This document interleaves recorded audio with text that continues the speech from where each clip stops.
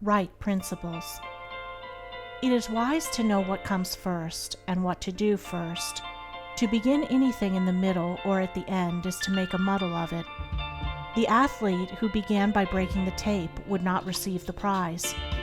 He must begin by facing the starter and toeing the mark, and even then a good start is important if he is to win. The pupil does not begin with algebra and literature, but with counting and ABC.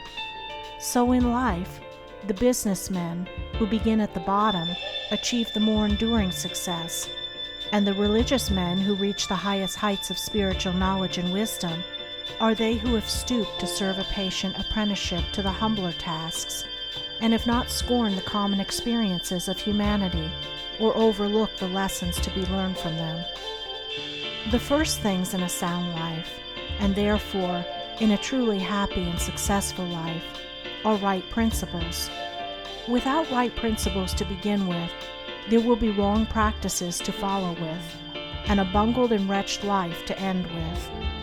All the infinite variety of calculations which tabulate the commerce and science of the world come out of 10 figures. All the hundreds of thousands of books which constitute the literature of the world and perpetuate its thought and genius are built up from the 26 letters. The greatest astronomer cannot ignore the 10 simple figures. The profoundest man of genius cannot dispense with the 26 simple characters. The fundamentals of all things are few and simple, yet without them there is no knowledge and no achievement. The fundamentals, the basic principles in life or true living, are also few and simple, and to learn them thoroughly and study how to apply them to all the details of life is to avoid confusion and to secure a substantial foundation for the orderly building up of an invincible character and a permanent success, and to succeed in comprehending those principles in their innumerable ramifications in the labyrinth of conduct is to become a master of life. The first principles in life are principles of conduct. To name them is easy. As mere words, they are on all men's lips. But as fixed sources of action, admitting of no compromise, few have learned them. In this short talk I will deal with 5 only of these principles. These 5 are amongst the simplest of the root principles of life, but they are also those that come nearest to the everyday life, for they touch the artisan, the businessman, the householder, the citizen at every point. No one of them can be dispensed with but at severe cost, and he who perfects himself in their application will rise superior to many of the troubles and failures of life, and will come into these springs and currents of thought which flow harmoniously toward the regions of enduring success. The first of these principles is duty. A much hackneyed word, I know, but it contains a rare jewel for him who will seek it by assiduous application. The principle of duty means strict adherence to one's own business, and just as strict non-interference in the business of others. The man who is continually instructing others, gratis, how to manage their affairs, is the one who most mismanages his own. Duty also means undivided attention to the matter in hand, intelligent concentration of the mind on the work to be done. It includes all that is meant by thoroughness, exactness, and efficiency. The details of duties differ with individuals, and each man should know his own duty better than he knows his neighbor's, and better than his neighbor knows his.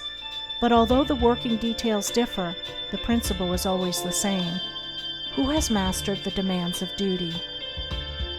Honesty is the next principle. It means not cheating or overcharging another. It involves the absence of all trickery, lying, and deception by word, look, or gesture. It includes sincerity, the saying what you mean, and the meaning what you say. It scorns cringing policy and shining compliment.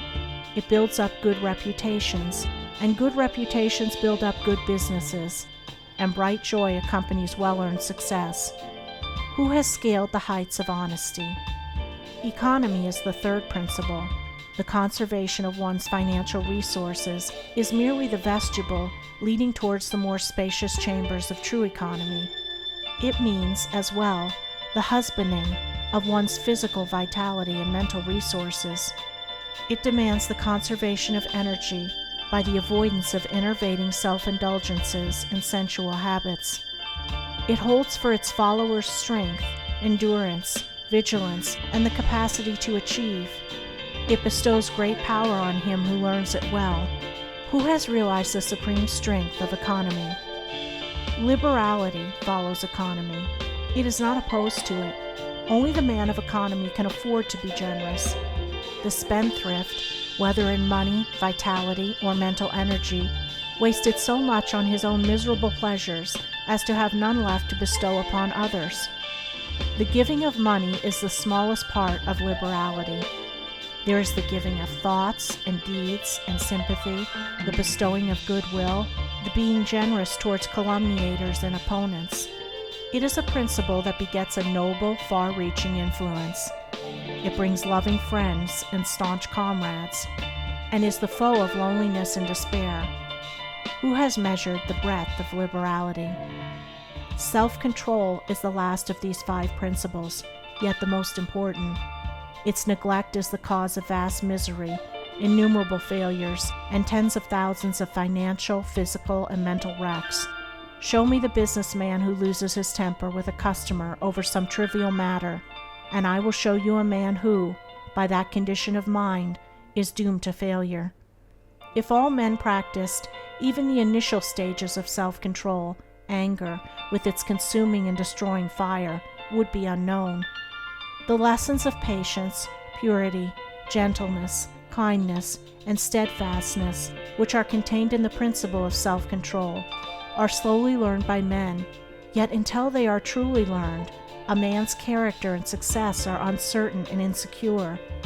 Where is the man who has perfected himself in self-control? Where he may be, he is a master indeed.